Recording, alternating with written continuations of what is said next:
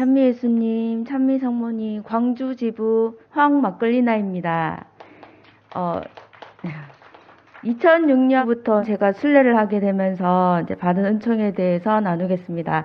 2006년 초반에 직장에서 만난 동료에 의해서 나주 성모님 소식을 접하게 되었어요. 지금 함께 율동봉사하고 있는 권마리아 자매님인데요. 어찌나 상냥하고 예쁘게 나주 성모님 들어보셨어요? 이러는 거예요. 저는 좀 성격이 무뚝뚝하거든요. 그래서 9살 때 신부님 강론하실 때 들어본 적 있습니다. 이렇게 얘기를 하고 이제 그 이후부터 이제 나주 성모님에 대해 이야기해주면서 순례를 권했습니다. 저랑 동갑내기고 통하는 것도 많고 친해졌기 때문에, 그리고 저한테 잘해줘가지고 한 번은 가져야 되겠다 이렇게 생각을 하고 2006년 6월 첫 토요일 날 순례를 따라 나섰습니다. 첫 순례 마음의 문을 열지도 않았고 까자미 눈을 하고 이렇게 보면서 여기가 어디지? 나는 누구 이상한 곳인가 하면서 보고 있었어요. 경당에 도착했을 때 2005년 12월 31일 피눈물을 많이 흘리셨고 성모님상 양손에도 핏자국이 있었는데 그 흘리신 모습을 6월에도 볼 수 있어서 너무나 놀라웠습니다. 성모님 동성에서 기도회를 하고 있었는데 누가 제 왼쪽 팔을 꽉 잡고 이제 지나가는 거예요. 누가 내 팔을 잡지? 이러고 뒤를 돌아봤는데 율리아 엄마셨습니다. 그때 이제 엄마를 처음 뵈었는데 지금 생각해 보면 계속 이제 한 번 오고 땡이라고 생각했는데 성모님께서 율리아 엄마를 통해 꼭 붙잡아 주신 것 같았습니다. 그리고 나서 셋째 목요 성시간까지 안 빠지고 거의 순례를 계속하게 되었고 가족들에게 전했습니다. 가족들이 둘러앉아 엄마의 대속고통 비디오를 시청하면서 이때까지 이렇게 성모님이 20년 동안 피눈물 흘리시는 동안 우리는 뭐하고 있었노? 이러면서 엉엉 울고 있었습니다. 넷째 동생이 손에 상처가 있었는데 몇 반을 꿰맸었거든요. 거기에다가 성수를 뿌리고 바르고 그랬었는데 걔가 왜 갑자기 그런 행동을 했는지 모르겠는데 성수통 뚜껑을 다 여는 거예요. 열었는데 성수가 그대로 한가득 차 있는 거예요. 언니야 이거 봐라, 이거 한가득 차 있다. 그래서 또 놀래서 다 같이 엉엉 또 울었습니다.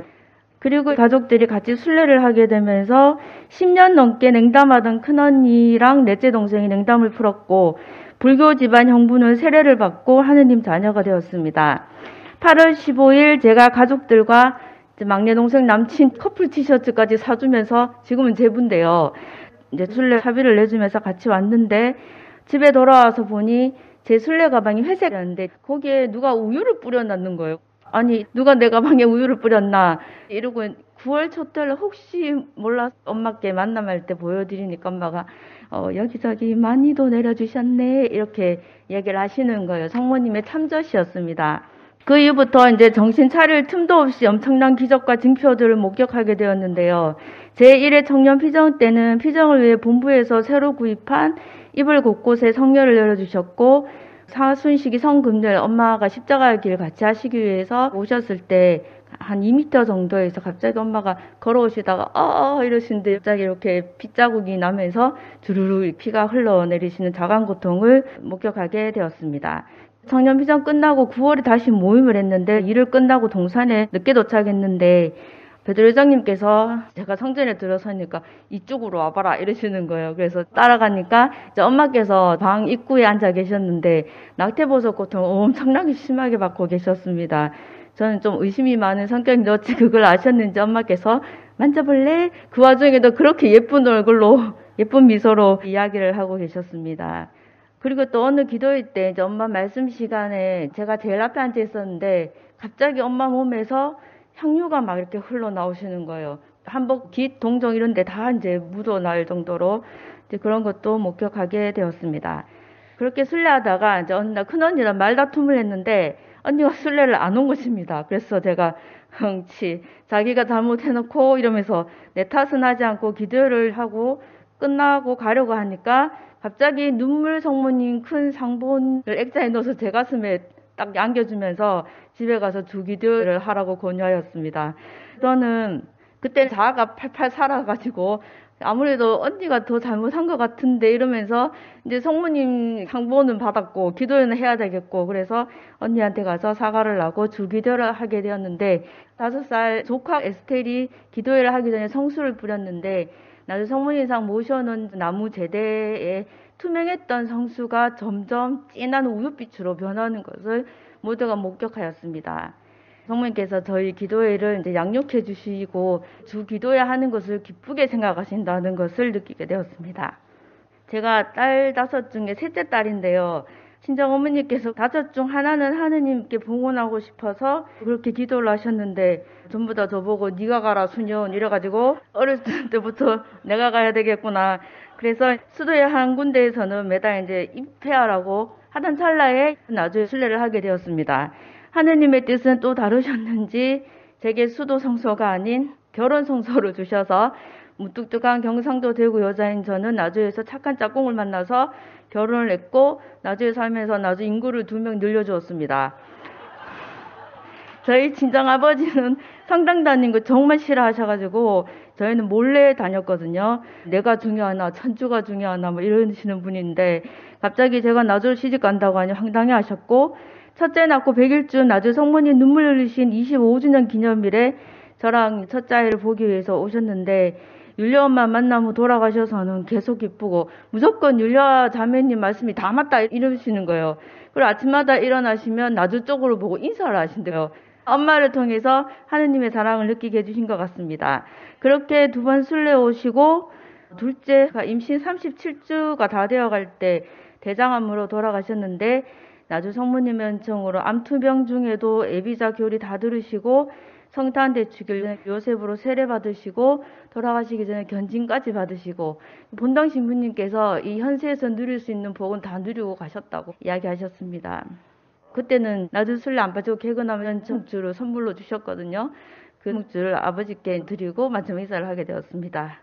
장례를 치르면서 저는 이제 임신 37주였기 때문에 배가 너무너무 딱딱하고 그래서 태명이 알곡이었는데 알곡을 조금만 버티자 나주 기적 성수를 하시고 바르고 장례를 치르고 병원을 가니까 의사 선생님이 어떻게 이렇게 하고 돌아다녔냐고 자궁문이 2cm 가까이 열려 있었고 진통도 시작되었다고 집에 돌아가는 엘리베이터에서 아기가 나오면 다시 오라고 이렇게 이야기를 했습니다. 진짜로 엘리베이터에서 아기를 낳은 건 아니고요. 짐만 싸서 와서 4시간 진통을 하고 둘째를 낳게 되었습니다.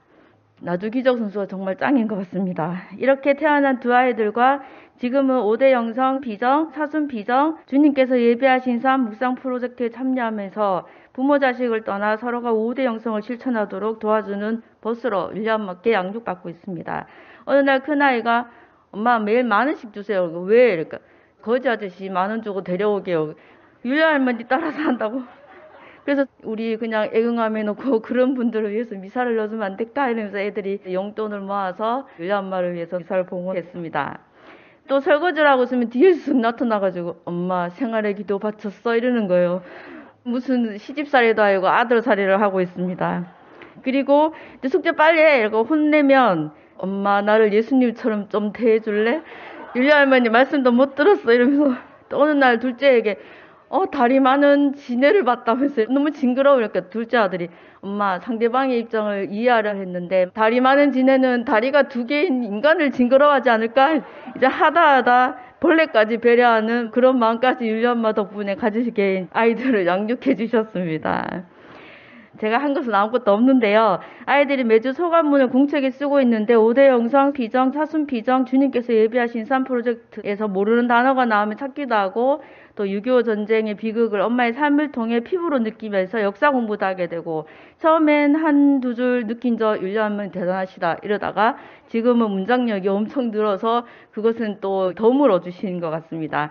학생이기에 발달에 맞는 세속의 학습도 중요하지만 그보다 중요하고 선행되어야 할 진정한 공부는 세상을 살아가면서 무엇이 중요한 가치이고 기준인지를 심어주는 것을 이제 저희가 도와줘야 한다고 생각을 하고 그 방법으로는 나주 성모님 사랑의 메시지 5대 영성 주님께서 예배하신 삶이 아이들의 삶을 살아가는 원동력이 되는 것이라고 생각하게 되었습니다. 저도 한참 부족해서 같이 양육받고 있습니다. 마지막으로 영광의 자비에서는 그립톡 증언인데요. 제가 어느 날 오른쪽 넷째 손가락이 너무 아픈 거예요. 그 둘째 날이 되니까 2배 이상으로 부은 거예요. 셋째 날이 되니까 안 굽혀져요. 그래서 그 다음날 엑스레이를 찍어봐야 되겠다 이렇게 생각을 했는데 마침 마산지부 김율리아나 자매님께서 이 영광의 자비 예수님 그립톡을 선물해 주셨거든요. 받자마자 뜯었는데 율리 엄마께서 마치 옆에 계신 것처럼 장미 향기가 엄청난 거예요. 이거 진짜 향기가 많다 이러고 넷째 손가락에 끼우고 잠을 잤습니다. 그 다음 아침에 일어나니까 이렇게 잘 구부려졌습니다. 그래서 병원 가지 않았습니다. 성물 하나하나에 은총 받으라고 기도해 주신 율리 엄마 진심으로 감사드립니다. 세상 자녀들이 지옥의 길로 향하는 것을 보고 계실 수 없어 눈물과 피눈물로 호소하시며 불러주신 나주의 성모님 감사합니다. 영광의 자비 예수님 찬미 영광 받으소서. 율리 엄마 많이 많이 사랑해요. 감사합니다.